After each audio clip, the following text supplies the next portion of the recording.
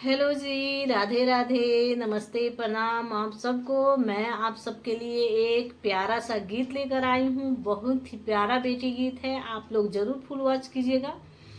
और जो भी अपना प्यार दुलार है आप लोग अपना दीजिएगा और सपोर्ट कीजिए और आगे बढ़ने में मदद कीजिए। तो आइए सुनते हैं। मचिया पर बैठेली बेटी बढ़ई तीन झारेली लामी लामी के सजी।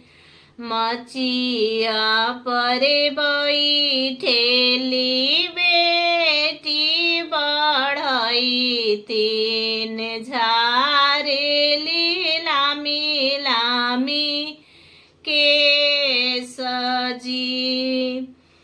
ऐसन महलिया छोड़ी के कैसे हम रहब, कैसे बीतब दिन रात जी।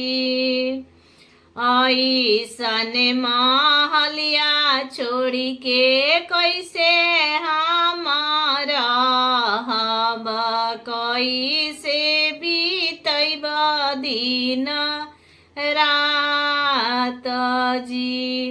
घर में से निकले लिया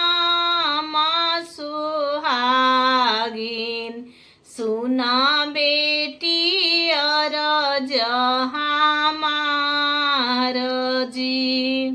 घर में से निकले लिया सुहागिन, सुना बेटी अरज हमार जी।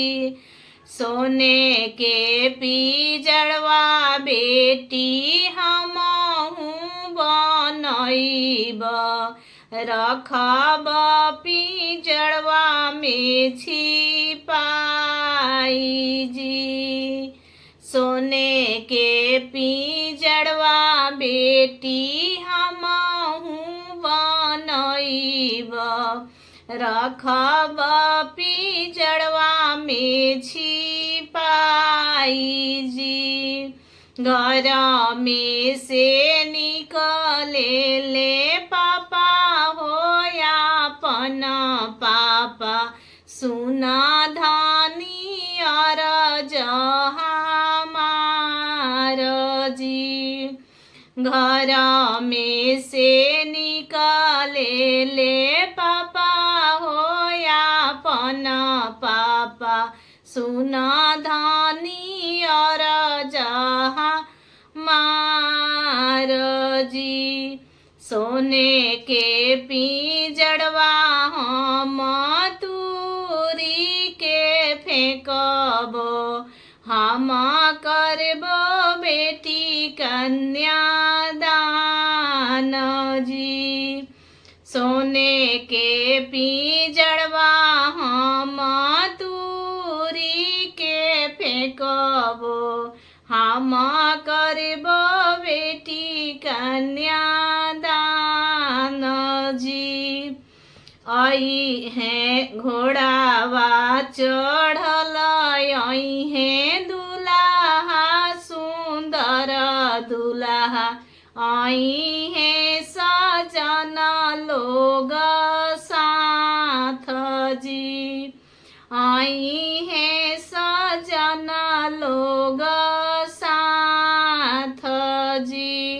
हमहू बैठब धानी चंदा न पीढ़ैया, दोनों प्राणी देबो कन्यादान जी। दोनों प्राणी देबो कन्यादान जी। हमहू बैठब धानी चंदन पीढ़ैया, दोनों प्राणी देबो कन्यादान जी। आज ले ना रखले केहू बेटी पाना हमहु करब कन्यादान जी। आज लेना रखले केहू बेटी के अपना हमहु करब कन्यादान जी। हो त सबेरे बेटी जइहे ससुरावा रही जइब हमहु अकेल जी। काठ के करे जावा बनइब ए धनिया तबे करब हमहु कन्यादान जी।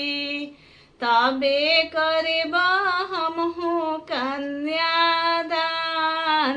जी। मचिया पर बैठेली बेटी बढ़ैतीन झारेली लामी लामी केस जी। झारेली लामी लामी केस जी। ऐसन महलिया हम छोड़ी के रहब जाए परी हमरा ससुरार जी। गीत को फुल वॉच करने के लिए थैंक यू सो मच।